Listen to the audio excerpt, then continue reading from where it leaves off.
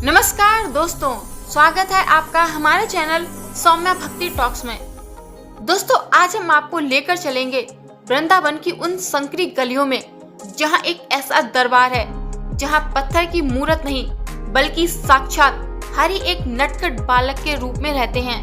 एक ऐसा मंदिर जहां भगवान की आंखों में झांकना मना है, क्योंकि मान्यता है कि उनकी नजरों में वो जादू है जो किसी को भी अपना बनाकर खींच ले जाता है। क्या आपने कभी सुना है कि किसी मंदिर में हर 2 मिनट बाद पर्दा लगाया जाता है?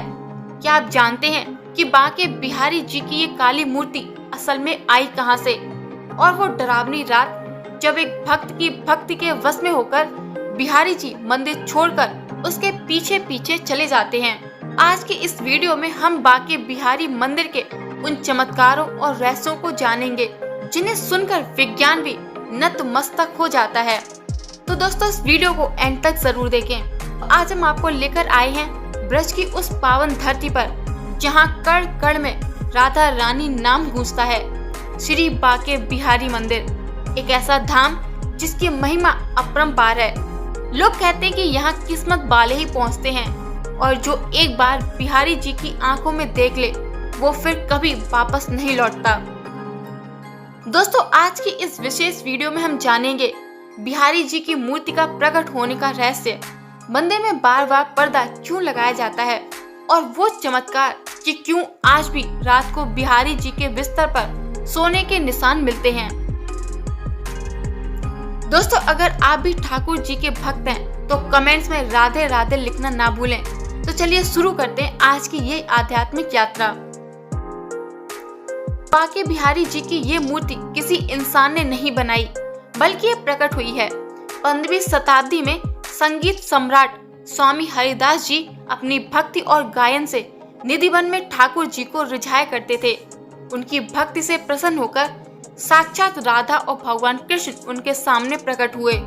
लेकिन जब हरिदास जी ने कहा कि प्रभु, मैं आपको क्या खिलाऊं और कैसे रखूंगा, राधा कृष्ण ने मिलकर एक ही विग्रह का रूप ले लिया। यही कारण है कि बांके बिहारी जी की इस एक मूर्ति में राधा और कृष्ण दोनों का वास माना जाता है। बांके बिहारी मंदिर एक इकलौता ऐसा मंदिर है जहां हर 2 मिनट में पर्दा डाला जाता है। इसके पीछे बहुत ही रहस्यमय वजह है।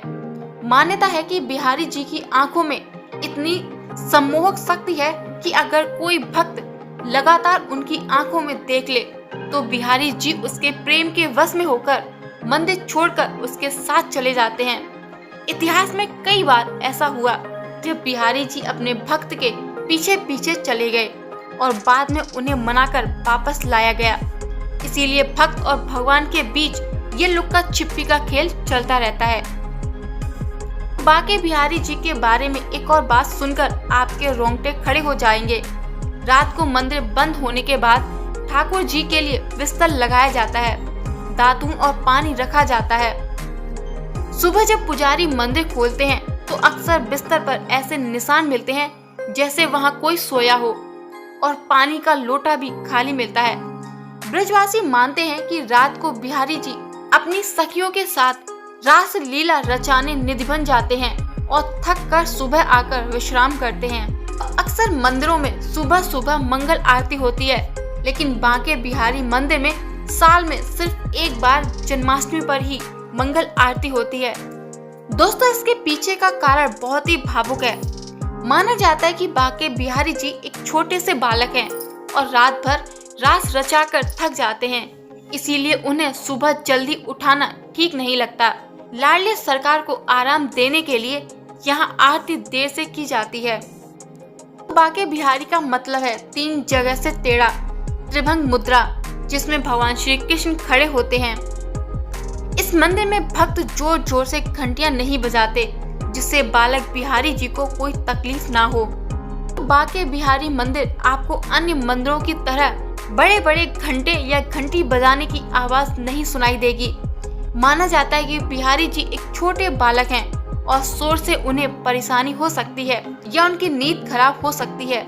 यहाँ भगवान को बहुत ही लाड़ प्यार से रखा जाता है। क्या आप जानते हैं बिहारी जी के चरणों के दर्शन रोज नहीं होते। पूरे साल उनके श्री चरण कपड़ों से ढके रहते हैं।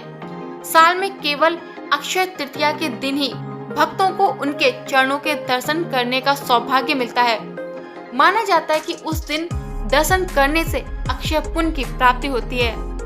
हैरानी की बात तो ये है कि भगवान कृष्ण का स्वरूप होने के बावजूद भी बिहारी जी रोज बांसुरी यानी बंसी नहीं धारण करते। वे साल में सिर्फ एक बार शरद पूर्णिमा की रात को अपनी स्वर्ण बंसी धारण करते हैं। उसी रात वे मंदिर से बाहर निकलकर रास रचाने जाते हैं। इस मंदिर का निर्माण 1864 में हुआ था। इसकी वास्तुकला राजस्थानी शैली की है, जहां नक्काशीदार पत्थर और मेहराब देखने को मिलते हैं, जो इसे बेहद भव्य बनाते हैं। क्या आपको पता है कि बांके बिहारी मंदिर में आरती के समय कोई जोर से चिल्लाता क्यों नहीं? इसके पीछे का कारण आपकी आंखों में आंसू ला देगा। तो बांके बिहारी की मान्यताएं इतनी अनोखी हैं कि यहाँ भगवान और भक्त के बीच एक परिवार जैसा रिश्ता दिखता है, जैसे भक्त के वश में भगवान। सबसे बड़ी मान्यता ये है कि बांके बिहारी जी की मूर्ति में एक गजब का आकर्षण है।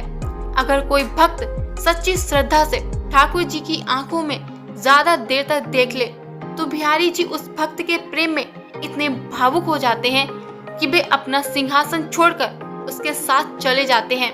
इसीलिए बार बार पर्दा डाला जाता है, जिससे कोई उन्हें चुरा ना ले जाए। दोस्तों, वृंदावन में बिहारी जी को भगवान से ज्यादा घर का बच्चा माना जाता है। यहाँ उनकी सेवा बाल भाव से की जाती है। भक्त यहाँ कुछ मांगने नहीं, बल्कि बांके बिहारी के दर्शन करने आते हैं। कहा जाता है कि अगर बांके बिहारी जी ने आपको अपने दर पर बुला लिया, तो आपकी सारी परेशानियां बिना मांगे ही दूर हो जाएंगी। इस मंदिर में आने वाले भक्त मंदिर की मिट्टी और वहां मिलने वाले प्रसाद को बहुत ही पवित्र मानते हैं। मान्यता है कि जो व्यक्ति बांके बिहारी के दर्शन कर लेता है, उसे साक्षात गोलोक धाम की अनुमति यही धरती पर हो जाती है। बांके बिहारी मंदिर के बारे में कहा जाता है कि यहाँ भगवान को डराया या पूजा नहीं जाता। बांके बिहारी मंदिर के बारे में कहा जाता है कि यहाँ भगवान को डराया या पूजा नहीं जाता, बल्कि उन्हें लाड किया जाता है। यहाँ की हवाओं में भी सिर्फ प्यार ही प्यार है। बांके बिहारी मंदिर के निर्माण का इतिहास बहुत ही दिलचस्प है, क्योंकि इसमें एक भक्त की साधना और एक बाद में भव्य राजसी निर्माण की कहानी छिपी है। सबसे पहले आपको ये बताना होगा कि बिहारी जी की मूर्ति किसी मूर्तिकार ने नहीं बनाई थी। तानसेन के गुरु और महान संगीतज्ञ स्वामी हरिदास जी अपनी दिव्य भक्ति और संगीत से ठाकुर जी को प्रसन्न किया करते थे। उनकी प्रार्थना पर संवत 1560 के आसपास श्री कृष्ण और राधा रानी ने एक होकर बांके बिहारी के रूप में निधिवन में अवतार लिया था। शुरुआत में स्वामी जी एक छोटे से स्थान पर उनकी सेवा करते थे। आज जो विशाल और सुंदर मंदिर हम देखते हैं, उसका निर्माण बहुत बाद में हुआ। वर्तमान मंदिर का निर्माण 1864 संवत 1921 में करवाया गया था। इस भव्य मंदिर को बनवाने का श्रेय गोस्वामी समाज, जो हरिदास जी के वंशज और अनुयायी थे, और उस समय के कुछ समृद्ध भक्तों को जाता है। इस मंदिर को राजस्थानी और समकालीन शैली में बनाया गया है। इसके निर्माण के लिए राजस्थान के प्रसिद्ध कारीगरों को बुलाया गया था, जिन्होंने नक्काशीदार पत्थरों से इसे सजाया। आप जानते हैं, बांके बिहारी जी की मूर्ति पहले निधिवन के एक छोटे से मंदिर में विराजी थी, लेकिन जैसे जैसे बिहारी जी की महिमा चारों ओर फैली, भक्तों का तांता लगने लगा। तब जाकर साल 1864 में गोस्वामी और भक्तों के सहयोग से इस भव्य विशाल मंदिर का निर्माण हुआ, जहां आज लाखों लोग माथा टेकने आते हैं। तो दोस्तों, ये थी हमारे लाडले बिहारी जी की वो महिमा जिसे शब्दों में पिरोना नामुमकिन है। यहाँ आकर अमीर हो या गरीब, हर कोई बस बिहारी जी का होकर रह जाता है। कोई उन्हें अपना बच्चा मानता है, तो कोई अपना सखा और कोई अपना सब कुछ। बांके बिहारी जी का दरबार हमें सिखाता है कि भगवान को पाने के लिए बड़े बड़े मंत्रों की जरूरत नहीं, बस एक निश्चल और साफ दिल की जरूरत है। शायद इसीलिए सदियों से भक्त यहाँ खिंचे चले आते हैं, क्योंकि यहाँ की मिट्टी में आज भी वो जादू है जो हर दर्द मिटा देता है। दोस्तों, अगर आपको भी बिहारी जी की ये कथा पसंद आई हो, तो कमेंट्स में राधे राधे लिखना ना भूलें और इस वीडियो को अपने परिवार और दोस्तों के साथ शेयर करें। और ऐसी ही आध्यात्मिक यात्रा के लिए हमारे चैनल से जुड़े रहें। मिलते हैं एक और ऐसी आध्यात्मिक यात्रा के लिए। तब तक के लिए राधे राधे, जय श्री कृष्ण।